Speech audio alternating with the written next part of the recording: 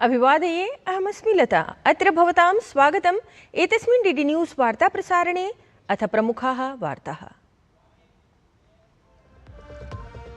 बिहार राज्ये प्रथमचरणात्मकस्य निर्वाचनप्रचारस्य अन्तिमं दिनमद्य सायं 5:00 अनन्तरं प्रत्याशिनः कुर्युः प्रतिद्वारमुपेत्य प्रचारम्। नवंबर मासस्य 6 दिनाङ्के 1,विंशत्युत्तरैकशत विधानसभासनेषु भविष्यति मतदानम्। बिहार राज्ये निर्वाचनप्रचारमभिलक्ष्य अनुक्रमं संलग्नाः वरिष्ठाः नेतारः प्रधानमन्त्रिणः नरेन्द्र मोदिनः अद्य राष्ट्रियजनतान्त्रिकसंयुतेः महिला कार्यकर्तृभिः समं संवादः। तत्रैव राजनाथसिंहः, अमितशाहः, राहुल गान्धिः, नीतीशकुमारः, तेजस्वी यादवः, अखिलेश यादवः अथ अन्ये अपि नेतारः कुर्युः राज्ये अनुक्रमं निर्वाचनप्रचारम्। पश्चिमबंगाल राज्यं समेत्य 9 राज्येषु 3 केन्द्रशासितेषु प्रदेशेषु निर्वाचनायोगस्य विशेषं पुनरीक्षणम् अद्य प्रभृति। आगामिनम् एकमासं यावत् BLO इति सम्बद्धाधिकारिणः प्रतिगृहमुपेत्य विशेषं पुनरीक्षणं समाचरेयुः। विदेशमन्त्रिणं डॉक्टर एस जयशंकरं नवदिल्ल्यां मिलेत् इस्रायेल देशस्य विदेशमन्त्री गिदोन सारः। नेतृद्वयमध्ये द्विपक्षीयेषु प्रकरणेषु अथ क्षेत्रीय विकास विषये अपि भवेत् विचारः। क्रीडावार्तायां चरणद्वये आयोजयिष्यते भारतीय महिला फुटबॉल लीग इत्येषा कन्दुक क्रीडा प्रतियोगिता। डिसेम्बर मासस्य 20 दिनाङ्कतः समारप्स्यते प्रतियोगितायाः प्रथमचरणात्मिकी स्पर्धा। तावत् द्वितीयचरणस्य समारम्भः अग्रिमे वर्षे एप्रिल मासस्य 20 दिनाङ्कतः मे मासस्य 10 दिनाङ्कं यावत् निर्धारितः। इदानीं वार्ताः विस्तरेण। अद्य बिहार राज्ये प्रथमचरणात्मकस्य निर्वाचनप्रचारस्य अन्तिमं दिनमस्ति। एतस्मिन् क्रमे सायं 5:00 अनन्तरं प्रत्याशिनः प्रतिद्वारमुपेत्य प्रचारं कुर्युः। अवधातव्यमस्ति यत् नवंबर मासस्य 6 दिनाङ्के 1,विंशत्युत्तरैकशत विधानसभासनेषु मतदानं भविष्यति। बिहार राज्ये निर्वाचनप्रचारम् अभिलक्ष्य अनुक्रमं वरिष्ठाः नेतारः संलग्नाः सन्ति। अत्र क्रमे प्रधानमन्त्री नरेन्द्र मोदी अद्य राष्ट्रियजनतान्त्रिकसंयुतेः महिला कार्यकर्तृभिः समं संवादं कुर्यात्। तत्रैव प्रधानमन्त्री नरेन्द्र मोदी गतदिने बिहार राज्यस्य सहरसा स्थले निर्वाचनजनसभाः सम्बोधितवान्। असौ प्रथमं तावत् मतदानकर्तृभ्यः युवभ्यः निजमतदानस्य समुचितप्रयोगार्थं कथितवान्। अथ शिक्षाक्षेत्रमुद्दिश्य नालन्दा सन्निभे विश्वविद्यालय निर्माणसङ्कल्पे कांग्रेस नेतारं राहुल गान्धिमपि प्रत्युत्तरितवान्। ये जंगल राज वाले आपको दी जा रही ऐसी हर मदद को रोकना चाहते हैं। साथियों, आरजेडी हो या कांग्रेस, इनका विकास से दूर दूर तक का कोई नाता नहीं है। एनडीए की पहचान विकास से है और आरजेडी कांग्रेस की पहचान विनाश से है। तत्रैव प्रधानमन्त्री नरेन्द्र मोदी गतदिने एव सीमांचल स्थले अपि जनसभां सम्बोधितवान्। अथ राजद कांग्रेस दलमध्ये जायमानं संघर्षम् अभिलक्ष्य उक्तवान् यत् यदि राजद इत्येतस्य दलस्य वरिष्ठनेतुः शासनकालः सुष्ठु आसीत् चेत् तदीयानि छायाचित्राणि किमर्थं लघु स्थापितानि सन्ति। केन्द्रीय गृहमन्त्री अथ भाजपा इत्येतस्य दलस्य वरिष्ठः नेता अमितशाहः अपि गतदिने बिहारस्य शिवहर स्थले एकां जनसभां सम्बोधितवान्। अमितशाहः कथितवान् यत् महासंयुतेः प्रशासनानि जनतायाः विकासवार्तां नैव कुर्वन्ति, प्रत्युत भ्रष्टाचारे एव संलिप्तानि भवन्ति।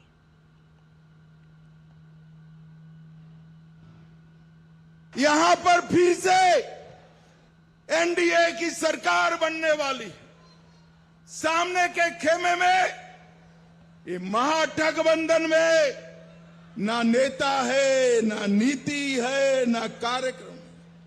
मालूम ही नहीं है कौन कौन सी सीट पर लड़ रहा है। यहां पर सभी 243 सीटों पर एनडीए की पांचों पार्टियां पांडव की भांति एक मुश्त होकर चुनाव लड़ रही है। बिहार विधानसभा निर्वाचनम् अभिलक्ष्य सर्वेषां दलानां नेतारः द्रुतगत्या प्रचाराभियानानि कुर्वन्तः सन्ति। एतस्मिन् क्रमे विपक्षिदलीयाः नेतारः अपि जनसभाः समाचरन्ति। अनुक्रमं तावत् अद्य राहुल गान्धिः, तेजस्वी यादवः अथ अखिलेश यादवः अपि नैर्वाचनिकजनसभाः समाचरेयुः। तत्रैव बिहारराज्ये विधानसभा निर्वाचनार्थं प्रवर्तमाने प्रचारक्रमे गतदिने कांग्रेस दलस्य अध्यक्षः मल्लिकार्जुन खड़गे अपि तत्र राजापाकर स्थले जनसभां सम्बोधितवान्। अत्रान्तरे खड़गेः बिहारराज्यस्य विकासाय मतदानार्थं जनतां परामृष्टवान्।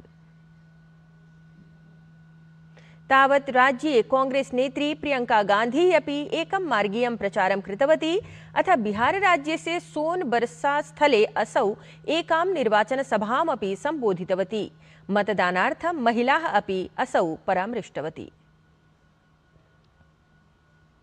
तत्रैव प्रधानमन्त्री नरेन्द्र मोदी गतदिने नवदिल्ल्याः भारतमण्डपम् इत्यत्र ऐषमः उदीयमानं विज्ञानप्रौद्योगिकी नवाचार सम्मेलनम् उद्घाटितवान्।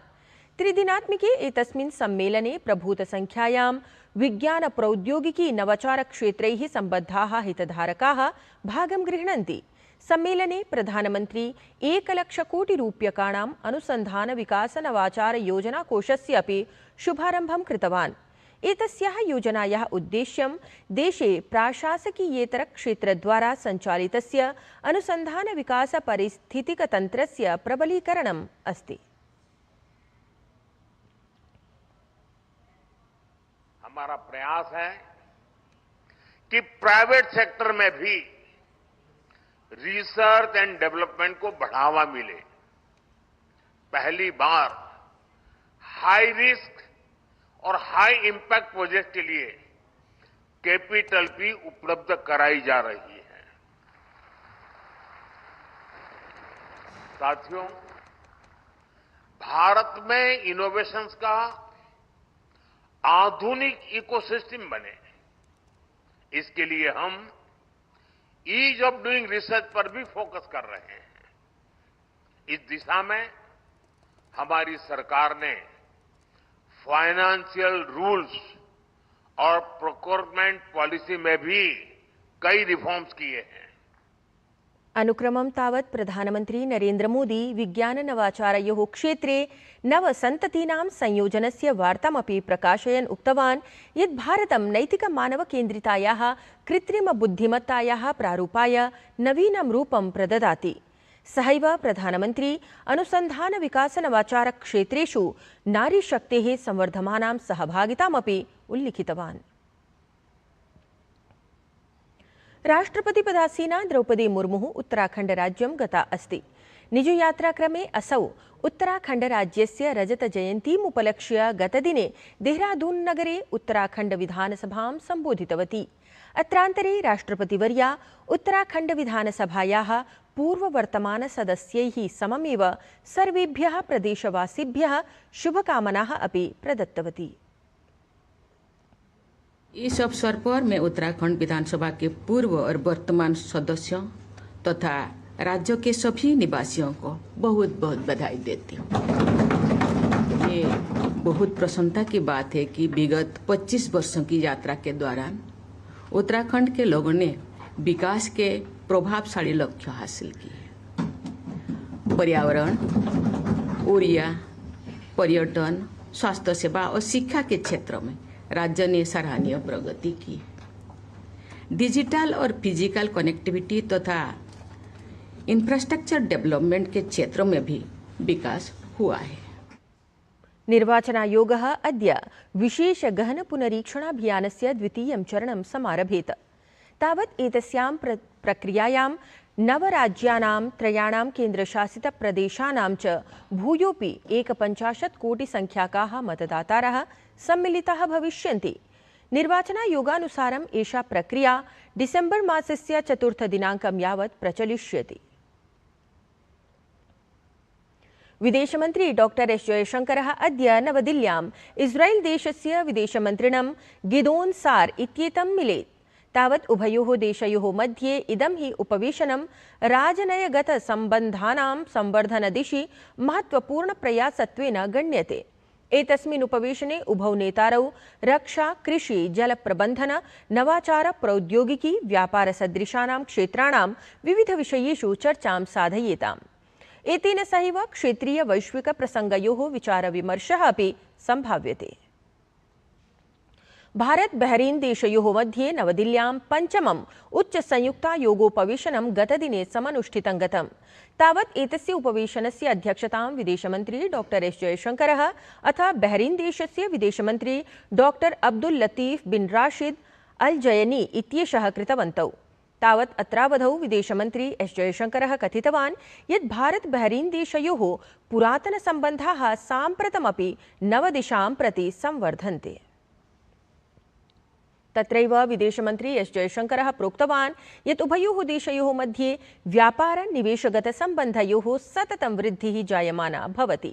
एतेन सहैव भारतेन पर्यटन जनसम्पर्क क्षेत्रयोः संवर्धनार्थं बहरीन देशस्य नागरिकेभ्यः ई-वीसा इत्येषा पारगमनपत्र प्रणाली समारब्धा अस्ति।